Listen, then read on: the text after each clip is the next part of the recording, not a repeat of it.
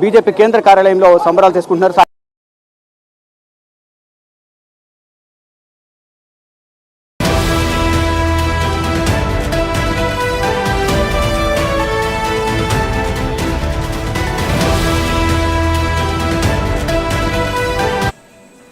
బీహార్ ఎలక్షన్లకు సంబంధించిన అప్డేట్ చూస్తున్నాం. ఆర్జేడీ ముఖ్యమంత్రి అభ్యర్థి తేజస్వి యాదవ్ ఓటమి దిశలో దూసుకెళ్తున్నారు.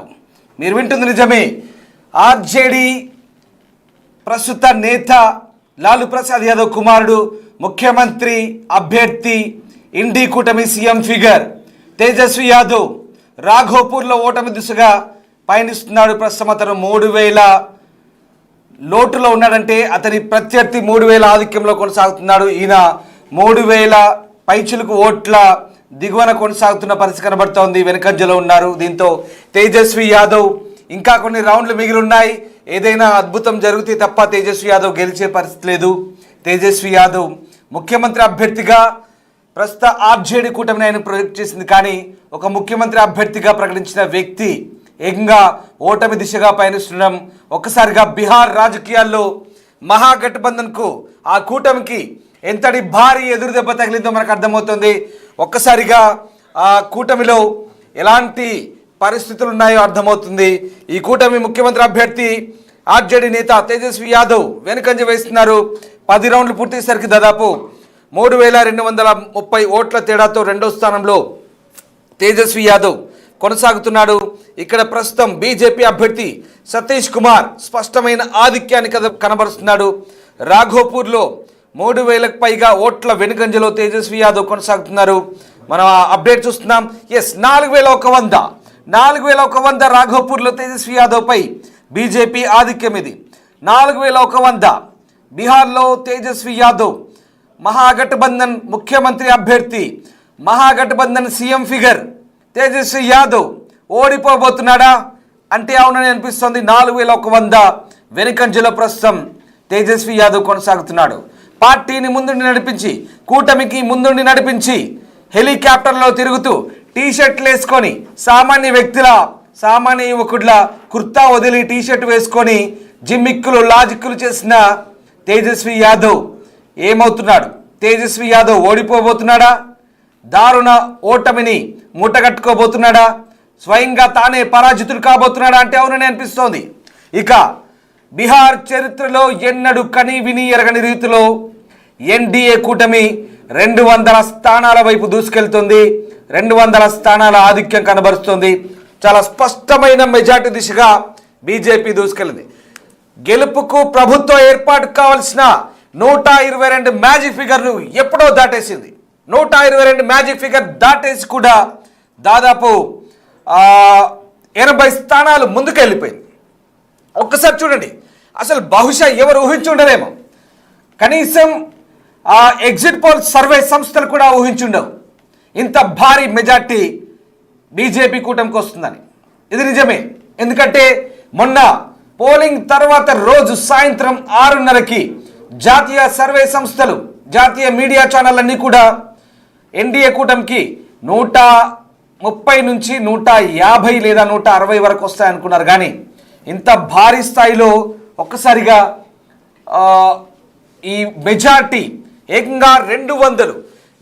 నాకు తెలిసి బీహార్ చరిత్రలో ఇంత భారీ విజయం, ఇంత భారీగా సీట్లు సాధించిన కూటమి కానీ పార్టీలు కానీ ఇప్పటి వరకు మనకు బీహార్ చరిత్రలో లేవు.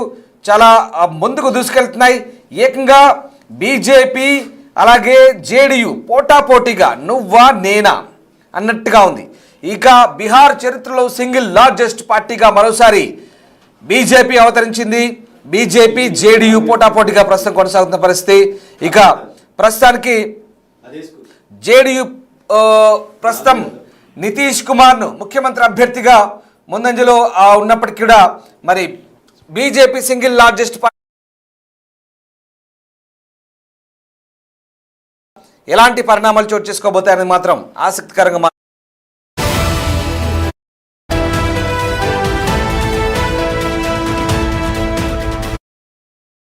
ఆర్జేడీ నేత తేజస్వి యాదవ్ విషయంలో ఒక ఆసక్తికర పరిణామం. తేజస్వి యాదవ్ ఓటమి పాలు చెందుతారంటూ ఇప్పటికీ ముందస్తుగానే కొందరు కామెంట్లు కూడా చేశారు. దేశ రాజకీయాలపై ప్రస్తుతం బీహార్ ఎన్నికల పరిణామాలు పూర్తిగా ప్రభావం చూపే అవకాశం కనిపిస్తుంది. బీహార్ దంగల్లో మరోసారి ఎన్డీఏ కూటమి నితీష్ మోదీ చరిష్మా రెండు పనిచేశాయి. మోదీ చరిష్మాతో భాజపా అభ్యర్థులు దూసుకుపోయారు. నితీష్ చరిష్మాతో ఈ ఇద్దరి కలయికతో ఒకసారిగా జేడీయూ కూడా చాలా గొప్ప విజయాన్ని సొంతం చేసుకోబోతోంది. ఇక అనూహ్యంగా లోక్ జనశక్తి పార్టీ చిరాగ్ పాస్వాన్ కూడా ఈసారి అనూహ్యంగా దూసుకుపోతున్నాడు. అనూహ్యంగా ముందంజలో ఆయన పార్టీ కూడా కొనసాగుతున్న పరిస్థితి. ఎస్, మా కొలీగ్ శివ ఢిల్లీ నుంచి జాయిన్ అవుతున్నారు. శివ, తేజస్వి యాదవ్ ఈయన మహాగఠబంధన్ కూటమి అభ్యర్థి, సీఎం ఫిగర్, ముఖ్యమంత్రి అభ్యర్థిగా ఆయన్ని ముందు పెట్టి రాష్ట్రమంతా తిరిగారు. రాష్ట్రమంతా ఆయన అభ్యర్థులు ప్రచారం చేశారు. అంతా బాగానే ఉంది. కానీ ఇప్పుడు ఆయనే ఓడిపోబోతున్నాడా? శివ, ఏం జరుగుతుంది అసలు?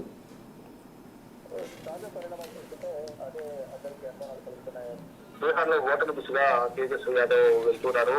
మొత్తం తేజస్వి యాదవ్ 3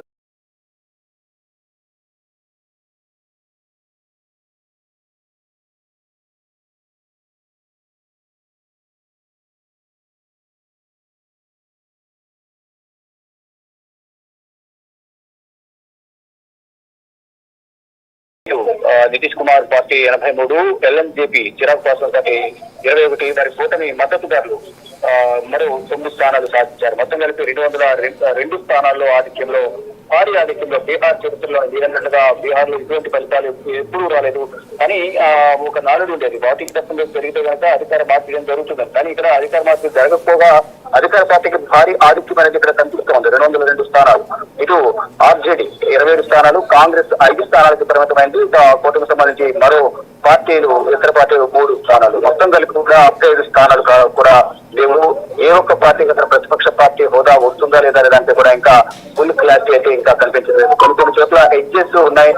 బీహార్ లో కొన్ని ప్రాంతాలు 500-1000 ఓట్ల తేడాతోనే ఓడిపోయిన ప్లేసెస్ ఎక్కువగా కనిపిస్తున్నాయి. గతంలో ఏదైతే హర్యానాలో కాంగ్రెస్ పార్టీ గెలుస్తుందని ఎగ్జిట్ పోల్స్ ఏవైతే అంచనాలు ఇచ్చాయో అక్కడ కూడా 500-1000 ఓట్ల తేడాతోనే కాంగ్రెస్ పార్టీకి సంబంధించిన క్యాండిడేట్స్ అందరూ కూడా ఓడిపోయారు. అక్కడ బీజేపీ ఘన విజయం సాధించింది. At the same time Bihar లో కూడా మొత్తం ఎగ్జిట్ పోల్స్ అన్ని ఇచ్చిన పోల్స్ అన్ని కూడా ఎగ్జాక్ట్ పోల్స్ అయ్యి దానికన్నా డబుల్ ఇతర స్థానాలైతే ప్రజలు పట్టం కట్టారని ప్రధానంగా చెప్పుకోవాలి. ఇంకొక స్థానం పెరిగింది.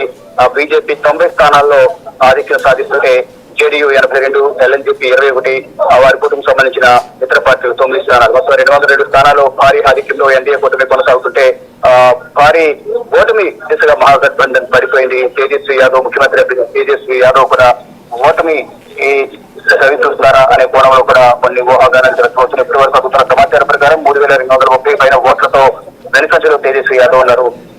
ఇంకా మొత్తం దేశవ్యాప్తంగా కూడా బీహార్ ఎన్నికలపైనే ప్రధానంగా చర్చ కొనసాగుతుంది. అంటే కనీసం ముఖ్యమంత్రి అభ్యర్థి ఓడిపోతే పరిస్థితి ఎలా ఉంటుంది, ఆర్జేడీ పార్టీ భవితవ్యం ఏంటి బీహార్ లో అనే దానిపై మాత్రం తీవ్ర చర్చ కొనసాగుతుంది.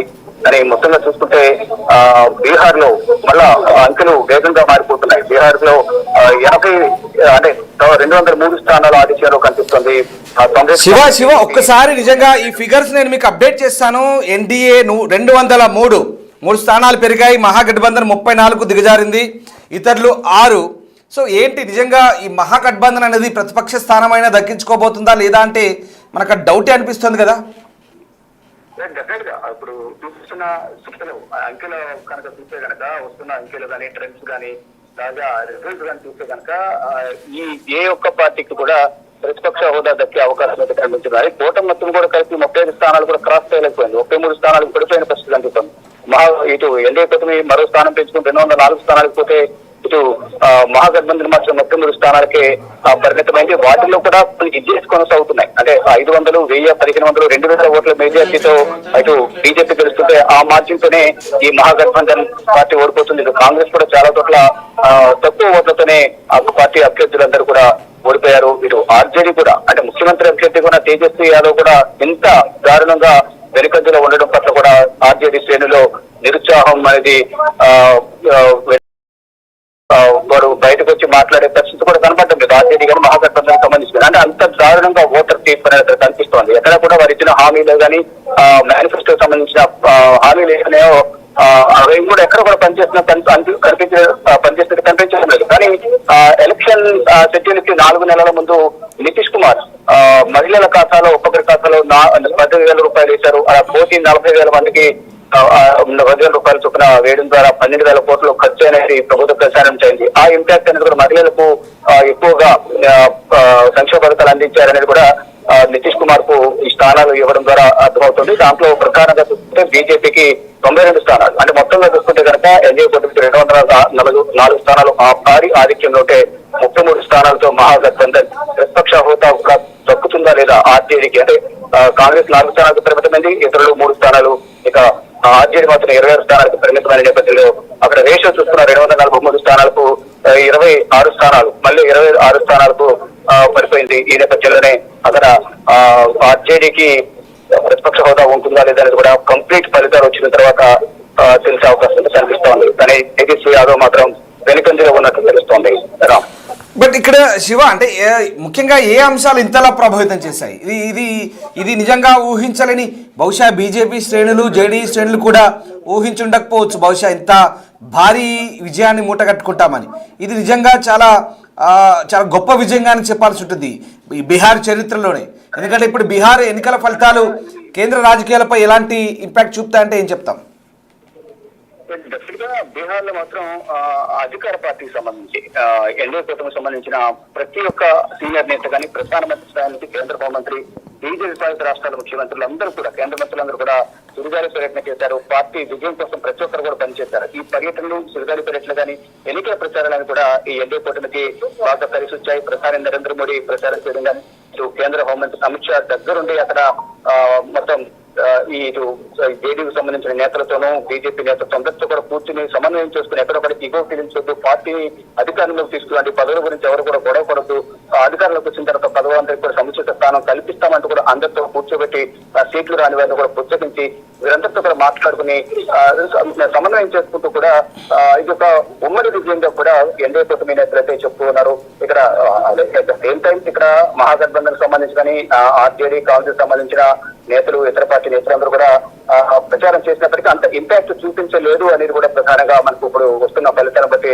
అర్థమవుతుంది. ఒకవైపు కేంద్రంలో ఎన్డీఏ కూటమి అధికారంలో ఉంది కాబట్టి ఇక్కడ రాష్ట్రంలో కూడా అధికార పార్టీ ఎన్డీఏ కూటమి కూడా అధికారంలోకి వస్తే రాష్ట్రాన్ని అభివృద్ధి చేసుకోవడానికి అవకాశం ఉంటుందనే ఉద్దేశంతో కూడా ఈ ఓటరు ఈ విధంగా తీర్పు ఇచ్చి ఉండొచ్చు అనేది అందరూ కూడా భావిస్తున్నారు. ఇక మొత్తంగా చూసుకుంటే అత్యంత ఘోర ఓటమి అనేది మహాగఠబంధన్ చూస్తుంది. దాంట్లో కాంగ్రెస్ మరి 5 స్థానాలకు పరిమితం అయితే ఆర్జేడీ 26 స్థానాలకు పరిమితమైంది. ఇక ప్రతిపక్ష హోదా ఉంటుందా లేదా అనేది కూడా కంప్లీట్ గా ఎన్నికల ఫలితాలకు సంబంధించిన సినారియో, కేంద్ర ఎన్నికల సంఘం విడుదల చేసిన ఫలితాలను బట్టి తెలిసే అవకాశం అయితే కనిపిస్తూ ఉంది.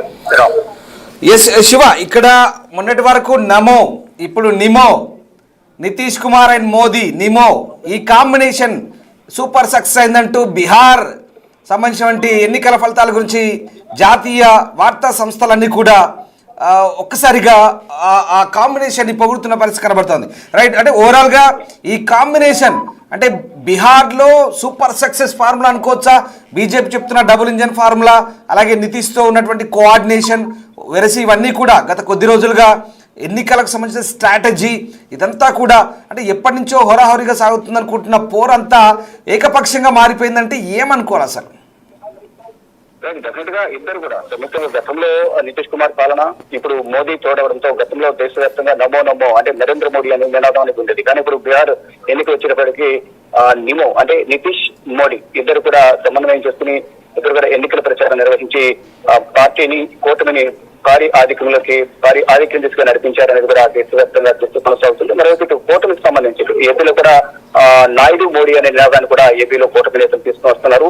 అలా ప్రతి ఒక్క చోట కూడా భారీ విజయం తీసుకున్నా కూడా ఈ కూటమి పనిచేస్తుంది. కాబట్టి రానున్న 5 రాష్ట్రాల ఎన్నికల్లో కూడా ఎన్డీఏ కూటమి భారీ ఆధిక్యంతో విజయం సాధిస్తుంది. రానున్న అసెంబ్లీ ఎన్నికల్లో కూడా 5 రాష్ట్రాల అసెంబ్లీ ఎన్నికల్లో ఇదే విధంగా విజయం సాధిస్తామని ఎన్డీఏ కూటమి నేతలు ధీమా వ్యక్తం చేస్తూ ఉన్నారు. అయితే కానీ ఈ మహాగఠబంధన్ ఓటమికి సంబంధించి అంతర్గతంగా మేమే విజయం సాధిస్తామని చెప్పినప్పటికీ కూడా ఈ ఓట్ స్టోరీ జరిగింది అనేది ప్రధాన ఒక అంశాన్ని తెర మీదకి తీసుకొస్తున్నారు. ఓట్ స్టోరీ వల్లే వారికి భారీ ఆధిక్యం వచ్చింది అనేది కొంత ఆరోపణలు విమర్శలు చేస్తున్నప్పటికీ కూడా రైట్.